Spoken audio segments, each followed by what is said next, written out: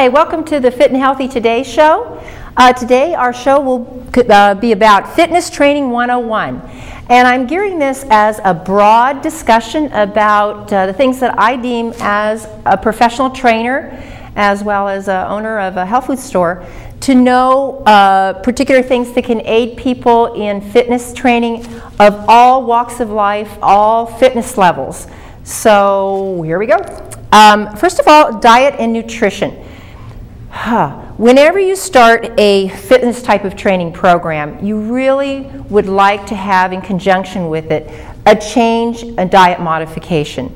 And the diets that seem to work the best that I found as a trainer are diets that have good levels of protein, adequate amounts of good fats, and lots of fruits and vegetables. Watching your sugar levels, keeping those down and under control, aids with weight loss, as well as, remember from our prior shows that the increase in sugar can increase inflammation, as well as the inability to build muscle for those people who are looking for strength or bodybuilding. Enzyme-rich diets such as your fruits and vegetables. Raw fruits and vegetables are the best ways to go. And the government tells us we need 3 to 5 servings of veggies a day and about the same on fruit. Obviously, if you're diabetic, you have to be mindful that you can't do that much fruit. But those enzyme-rich foods help us to repair. They help give us energy. They change the pH in our bloodstream, making us more alkali. Therefore, we heal faster, we feel better, and our energy levels rise. Whenever we get too much sugar or junk in our diet, especially when we're fitness training, our energy levels drop, our inflammation rises. So whenever you have anything in which you're training and you have inflammation, you really want to alkali the diet as much as you possibly can with those fruits and vegetables. And you can go on the computer and simply type in alkaline foods and search that, and you can get a list of all those types of foods that are alkaline producing and enzyme rich as well. As a trainer, I usually recommend before people start a fitness program or while they're starting a fitness program to go through a cleanse. And that means a bowel and organ type of cleanse. And you can get the kits, and they range anywhere from about $25 on up to $70, depending on how complete. And I've seen even higher price than that. But what you do is when you cleanse out the body, you get rid of the gunk. Things that have stored in the bowel, you get the liver starting to move better. You just move things out and get to where the bowels become more regular. Increasing the fibers or certain types of cleansing herbs, lots of good fresh water. What you're basically doing is you're giving your body a good spring cleaning so that it will function better. And that means whether you have arthritis, whether or not you have diabetes, or just a healthy overall person, when you cleanse the body, it works better, bottom line. When we're talking about supplements, I get a lot of questions when I'm in the store about the types of supplements you should take when you're fitness training. And besides cleansing out the body and getting it prepared for your fitness program, there's the top 4 things that I usually recommend to people who come in who are saying, I want to get fit again, I want to have endurance, those types of things.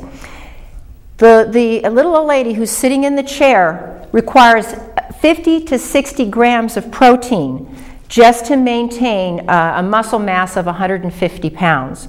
So most of our population, or a great deal of our population, is very protein deficient. And I'm not talking about that big platter full of steak at the end of the day. I'm talking about consistent protein breakfast, lunch, and dinner. And then if you're training to build muscle, the standard acceptable method is about 1 gram of protein per pound of body weight. So if you weigh 200 pounds, you need 200 grams of protein, which the body can only use about 45 grams of protein at a time. So you have to have these small meals of protein throughout the day. So in order to maintain muscle, tone muscle, or build muscle, you require additional amounts of protein. The most biologically available or best proteins are going to be whey proteins, egg source proteins, there's hemp proteins, rice proteins. Believe it or not, that good old platter full of steak has only got a biological availability of about 30 to 35 grams of protein. And so you've got all this spillover of protein into the kidneys, so it's very hard, it raises ammonia levels, and it's very hard on the kidneys. So slamming high amounts of meat proteins can cause a lot of inflammation and ammonia, whereas more biologically available proteins like your whey, eggs, soy, hemp cause a lot less of that spillover.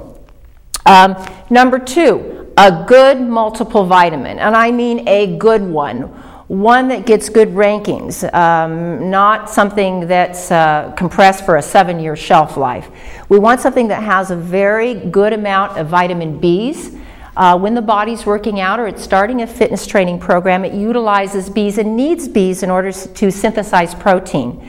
So a good quality multivitamin mineral supplement, I think, is important in starting any fitness training program, whether you're just starting to go on the treadmill or you're starting to do actually heavy weightlifting that you haven't done for 25 years since football. So number 3 on the list, and this particularly is really, really important, actually in all age categories, but primarily in people who haven't worked out and they're starting to, see the little pooch and that type of thing from your 30s on upward.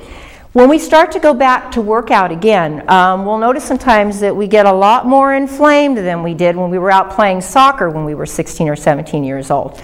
So those essential fatty acids really, really reduce the inflammation in the joints, and those are found in your nuts. Flax oil, fish oils particularly have a wonderful way of reducing inflammation, and for arthritic patients who are wanting to work out and keep their mobility and their stiffness away, the fish oils really, really do help with lubrication of the joints and reducing the inflammation in the joints.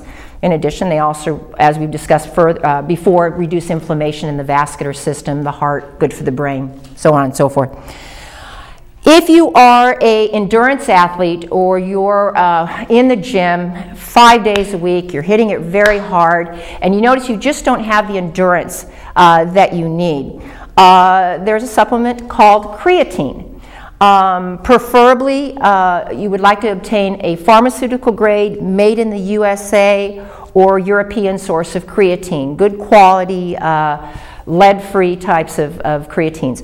What creatine does is it goes into the cells of the body and it pulls in water, which increases an ATP or the energy cycle within muscle tissues, so it gives you stronger, better endurance. It can also increase oxygen utilization for those people who are like marathon runners or people who like to take the long walks around the mission here in Lompoc. But mind you, if you're only working out 2 or 3 days a week, it's probably not something you need. But if you're really hitting it intensely and hard, creatine can be very helpful. For those people who play contact sports like football, soccer, basketball, I've seen heads bang, creatine, since it fills the cells with water, also can lessen the chances substantially of concussions. So when I hear these coaches say, oh, no creatine, no, if you're doing a good pharmaceutical grade creatine, it lessens the chances of concussions. So I kind of think if you have a child, for example, that's extremely in those extreme types of sports of contact, creatine would be something that I would suggest as well. As we mentioned in our cleansing portion, keeping the fiber high in the diet. Our liver and our body secretes hormones, certain amounts of hormones, and then it dumps them into the bowel to be evacuated. It's supposed to get rid of them. Well, the problem is if you're not having that 2 to 3 bowel movements a day to get rid of those excessive hormones that the body no longer needs, or the toxins that the body tried to get rid of, you reabsorb them all over again, and they get processed through the liver, through everything, all over. So it's real important to keep fibers high, particularly water-soluble fibers, which would be like your oat brands, apple pectin, grapefruit pectin. Your fruit and your fruit and vegetable types of proteins are water-soluble fibers. Green tea. A lot of people say, green tea for working out? Well, green tea also increases oxygen utilization significantly. In addition, it helps as an antioxidant. When we do tend to work out, sometimes we'll release more obviously oxidative processes, and that helps neutralize some of those what's called free radicals, or that rusting of the vascular or other portions on a cellular level of the body. Green tea also can be utilized in endurance athletics, since it does increase oxygen utilization as well. And recent research shows how much longer, I think the study was on 5 cups of green tea a day, was lengthening life by years. So from a standpoint of an overall good antioxidant and oxygen utilization, green tea can be very, very helpful. Vitamin C. I have a lot of athletes coming in, or older people who are starting the treadmill program, and they all have more issues with joints. And besides the fish oil types of things, I really suggest that they keep their vitamin C levels up. This really helps with the collagen matrix in the joints. Collagen is necessary to maintain the vascular flexibility of blood vessels and everything else in the body that requires collagen. So it can help with some of the tendon and ligament around the joints. Anything that's collagen based, the C can help. In addition, it helps the liver better process toxins as well and move things out. Because as you start to exercise, the body starts to move things out. You know, you're jumping and moving. Your lymphatic system starts to move again. Everything starts to move again, like you woke it up. You're not sitting on the couch anymore. All of a sudden, you're waking it up. And the body, which is a phenomenal, wonderful machine, will respond if it's given the right nutrients and right care. Enzymes.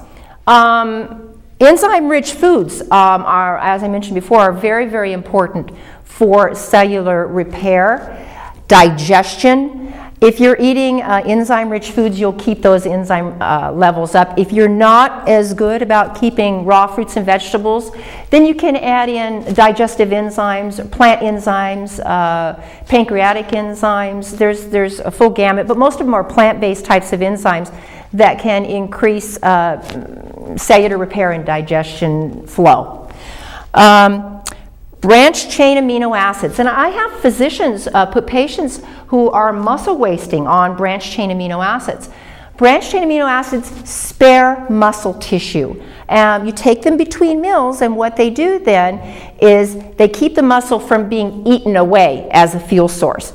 So when an endurance athlete is out running that marathon, or running his 2 and 3 miles, or you're walking that mission for 2 or 3 miles, branched chain amino acids will help prevent the body from using its muscle as its fuel source. So utilizing that as an option in a good dosage, anywhere from, I would say, between 2 and 5 grams of branched chain amino acids, can be very, very helpful for preventing that muscle eating up. Acetyl-L-carnitine. Very anti-aging. There's a lot of research on acetyl-L-carnitine as far as anti-Alzheimer's. From an athletic standpoint or a fitness training standpoint, it helps in the utilization, as I've noted down here, for oxygen starvation. So as you're sitting there in your past and you've had that cigarette in your mouth and you just don't oxygenate very well, acetyl-L-carnitine will help with oxygen starvation on a cellular level as well. So excellent for those people who also have COPD, which is a breathing type of circulatory disorder as well. Glutamine. A lot of people who want to work out obviously want to do it in order to drop weight, in addition to getting physically fit and feeling better. Glutamine, or L-glutamine, helps with sugar cravings. It also helps in utilization of protein synthesis. It enhances protein synthesis. L-glutamine is also used. I know we have one oncologist in particular who recommends taking L-glutamine during chemotherapy treatments because it's extremely healing and protective on the digestive tract, the small intestines. So helpful to take, must be taken on an empty stomach, just like acetyl-L-carnitine, and they can be taken together before a workout. Citrulline reduces ammonia as well as increases energy and vasodilation. Ammonia buildup is with increasing proteins, and particularly if the quality of the proteins aren't as good. Citrulline helps reduce ammonia buildup. And sometimes you'll notice people, when you walk by them, they have this kind of ammonia smell from workout or even walking by them. The citrulline can help reduce ammonia production. And then, of course, once again, making sure your proteins are good quality proteins also decreases ammonia production. Arnica montana. This is something I know I personally take before my workouts, and then if I hurt myself, muscle strains, muscle fatigue.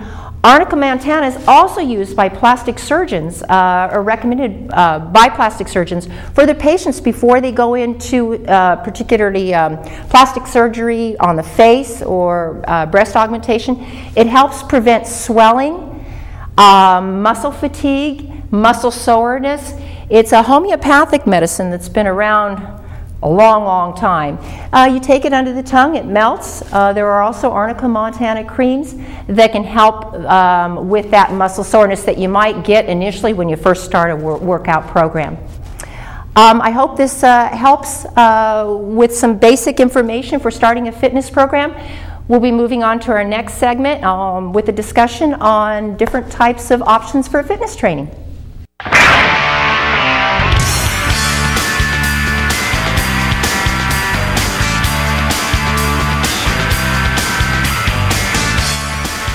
Today on the fitness portion of the show, we'll be discussing various types of equipment that you can utilize in your fitness training program as options. But once again, I always remind you, please consult with your physician and then use common sense when using these types of what I call tools in exercise. There's lots of choices, and depending on your various fitness level or on your disabilities that you might have, be it arthritis, there's lots of options available to you. One option that I see utilized a lot in the gym, particularly for seniors or those people who tend to have balance issues or who haven't worked out in a long time, is utilization of the ball. There are books, guides, this is just one of many, that you can get, and you can actually buy the ball to utilize to learn these exercises and then practice the ones that feel the best. You can use it for fitness training, or you can use it for strength training, all varieties in that regard. There are exercise bands which are inexpensive and available. You can get them at any good sporting goods store. And what they are, basically, they're resistance bands, and you can use them for strength training, resistance training, basically, bottom line, in different forms for biceps, for your shoulders. They're convenient. These can travel with you. If you take a nice vacation, they go right into the suitcase. And there are videotapes and other media forms, even going on the computer. You can get different programs that all the gurus of exercise bands have come out with. Simple resistance, good old-fashioned resistance exercises utilizing your own body sources, and there are books that you can get on that. Like, for example, for biceps, you can resist with your own strength and work your biceps. You can resist with your own strength and work your shoulders. Then there are the options, of course, of the gyms. We have a lot of local gyms that have various personal trainers that can work through programs with you that can make them very, very specific for whatever your needs are. But once again, consider what your various disabilities are, what your fitness level is, and go from there and make sure it is fun. Last comment. Surround yourself with those people who have the same ideals about being fit as you, and you'll have a much easier time in staying fit and a much easier time with having a lot of fun in doing what you're doing in your fitness training. So find a buddy if you can, go to the gym, whatever you can do to get somebody that walks that same talk you're walking, and that'll help you a lot.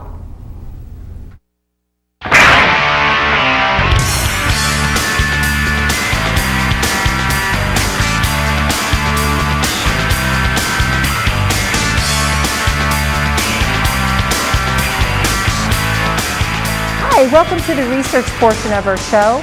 And with us today is Ralph Turchiano, and he'll be discussing the most current research within the past few weeks that's come about. Ralph? Hi, thank you. Yeah, it seems like today most of our research is going to be primarily on vitamin D. In fact, most of our research is on vitamin D this week, it seems like.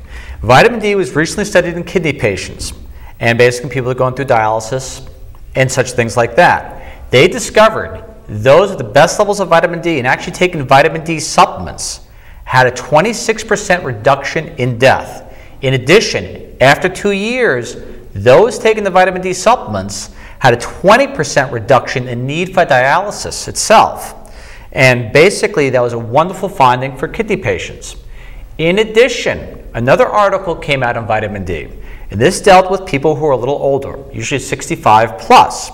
They discovered through the archives of general psychiatry on May 8th, versus May 5th this year, found that those with heavy depression, they had 19% lower vitamin D levels than those who did not. Now, I'm not saying people with lower vitamin D have heavy depression.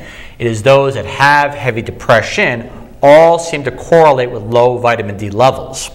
In addition, what they discovered, which was a little bit more disturbing, and those which are 65 or older, among men, 39% were clinically deficient in vitamin D. And ironically, among women, 57% were clinically deficient in vitamin D. And that was done with a study over 1,282 people. Now, for a little bit of a food warning. One of America's favorite foods is popcorn. Well, what would you do if you found out it wasn't too good, possibly even triggering an asthma in your kids or the lung disorders like emphysema? Well, there's a chemical in popcorn called diacetyl. It's a group of chemicals, I should say, that give popcorn its butter flavor. Well, a group of researchers in the issue of toxicology pathology basically were trying to sound the warnings on this chemical for quite some time. And the CDC has actually listed diacetyl, again, the chemical that gives popcorn its butter flavor, as an inhalation hazard. And you say, well, all right, I'll take that warning to heart. I just won't eat popcorn. They recently discovered even when you microwave popcorn in the workplace, there are high concentrations of this lung irritant found throughout the workplace itself. It's the vapors they discovered, and they said, quote, it is the diacetyl, it's vapors itself that can injure the lungs, not the consumption. Which leads me to my next ironic article. All right, well, the warning on popcorn, butter-flavored popcorn, came out, I think, the 28th of April of this year, which led to the damage control of the 1st of May of this year. The National Cancer Institute came out with an article basically stating about how the U.S. population's diet is not exactly up to par. They said that 83% of Americans get their vegetables from white bread, starches, and potatoes and ketchup. Only 10% consumed whole grains. Now here comes the ironic part, which I thought was kind of funny. Now remember, this study was presented by the National Institute of Health and also ConAgra, which is an agricultural company. Their answer was, eat more popcorn, which was interesting because as it came out in the study, it says people who eat popcorn have an approximately 250% higher daily intake of whole grains and a 22% higher daily intake of fiber than non-popcorn eaters, according to the Centers for Human Nutrition. Researchers used data from 1999 to 2002, and they surveyed Americans basically throughout the country, all throughout areas. In addition to find out that only 10% of the Americans consumed even the recommended daily allowance of fiber. But, again, that was their main recommendation. Their answer, of course, after that article was that eat more popcorn, it'll save America. All right, now for the updates. I like to speak more about vitamins. I always do. And sometimes I have to bring a lot of information about medications in that can be possibly hazardous. Even though I would love to be able to tell you more about that, my philosophy is when laying in the middle of the road, it is better to pull you out of the road before I start telling you the benefits of the sun. So, keeping that in mind, a lot of you heard the story about the incontinence drug out there and believing that it only affected people taking these medications that started developing what they call memory problems. Well, it wasn't just incontinence medications. It was blood pressure medications. It was antacids. It was asthma medications. All these drugs which tend to block a very important neurotransmitter called acetylcholine, the one chemical you may hear about that increasing the levels helps with the prevention of Alzheimer's. What they discovered was this. Basically just 1 year of use on these medications, they discovered the decline would represent a resident, for example, in a nursing home, going from requiring only limited assistance in an activity to being completely dependent, or from requiring only supervision to requiring extensive assistance in activity. That was 1 year's worth of use off of an antacid, off of a blood pressure medication, an incontinence medication, or asthma medication. That was it, not combined. But what they also discovered is that 40% of participants of those people in the study were on at least more than one type of this medication. If anybody taking what this class of drugs called antichlorogenic medications, you may want to really consider the risk-benefit ratio, which leads to my other favorite subject, behavior modification through chemistry. It is definitely a brave new world. Many of you may have heard about the anti-smoking drug called Chantix. Basically what it does, they found out, is if you take the medication for a 6-month period of time, it reduces your propensity to smoke by 33%. Meaning that 33% of the people who were taking the medication were not smoking after 6 months. But it also had another interesting side effect, psychosis. 43% of the individuals taking Chantix developed what they call psychiatric issues. Now, it should be fair. We can look at the positive side. That means 57% of the people who took the medication were okay. So it just depends on if you want to see the glass half full or half empty. Now, the interesting part about this medication, it goes into a class of drugs which is used for, of course, behavior modification in regards to addictions, whether it be food or something else. Well, when one drug fails, what do? You change your market. Well, they're taking the medication and they're going to market it to children. Studies suggest caution on a new anti-obesity drug in children. How do these drugs prevent addiction? They reduce your ability to feel pleasure. But also one interesting thing. So giving the drug to kids sounds interesting as far as reducing the pleasure in food. But it also stops the brain from developing itself. So keep that in mind. In the near future, you're probably going to find a lot of medical doctors or medical professionals want to recommend these new anti-obesity drugs to children. Fine, except one thing, outside the severe depression, chance of suicide, the brains won't develop. My answer to that is you take the board members of these companies and you make them do the trials on these drugs on themselves. Well, that's it. I'm done, and thank you. Thank you very much for joining the Fit and Healthy Today show. We hope this show was both informative and will push you into looking to other alternatives to help you with fitness and research. Thank you.